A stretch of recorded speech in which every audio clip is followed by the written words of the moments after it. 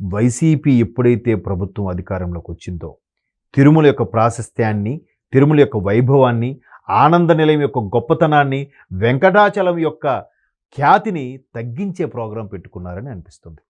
First మహానుభావుడు ఎవరు? భూమన కరుణాకర్ రెడ్డి గారు చైర్మన్ అయ్యారు. ఆయన పుట్టుపూర్వోత్తరాలకు వెళ్తే ఆయన ఒక మతానికి చెందిన వ్యక్తి. ఇక్కడ సనాతన ధర్మంలో, హైందవ ధర్మంలో అత్యంత ఉత్కృష్టమైన దేవస్థానానికి చైర్మన్ అంటే ఎవరు ఉండాలండి? మీరు కావాలంటే వికీపీడియాలో కూడా కొట్టి చూడండి. ముందు వికీపీడియాలో ఒక రకమైన రిలీజియన్ ఉంటుంది, మళ్ళీ దాన్ని మాడిఫై చేసుకొని వేరే రిలీజియన్ మార్చుకున్నారు. వాళ్ళకేం తెలుస్తుంది గొప్పతనం? వాళ్ళకేం తెలుస్తుంది ఆ తిరుమల యొక్క ప్రాశస్త్యం? తెలియక్కర్లే. హుండీలోంచి ఆదాయం వస్తే చాలు, ఆ ఆదాయం పథకాల రూపంలో పథకాలకే ఇవ్వాలా?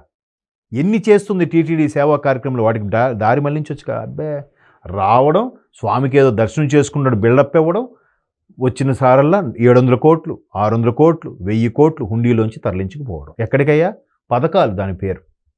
అంటే స్టార్టింగ్ నుంచి కూడా భూమన కరుణాకర్ రెడ్డి గారు ఏవేవి చేశారో అవన్నీ ఇప్పుడు వెలుగులోకి వస్తున్నాయి. ఇప్పుడు మళ్ళా ఆయన ప్రెస్ మీట్ పెట్టి మరీ కూడా బిఆర్ నాయుడు గారు లాంటి వాళ్ళ మీద ఏదో వచ్చింది ఎలిగేషన్ అని చెప్పి మాట్లాడుతుంటే చాలా ఆశ్చర్యంగా, అద్భుతంగా అనిపిస్తుంది. అసలు ఎంత మీరు 19 నుంచి 24 మధ్యలో కరోనా తర్వాత ఎవరైతే తిరుమల వెళ్ళారో వాళ్ళకి అడిగితే అప్పుడు పరిస్థితులు చెప్తారు. దానికి లైవ్ ఎగ్జాంపుల్ నేనే.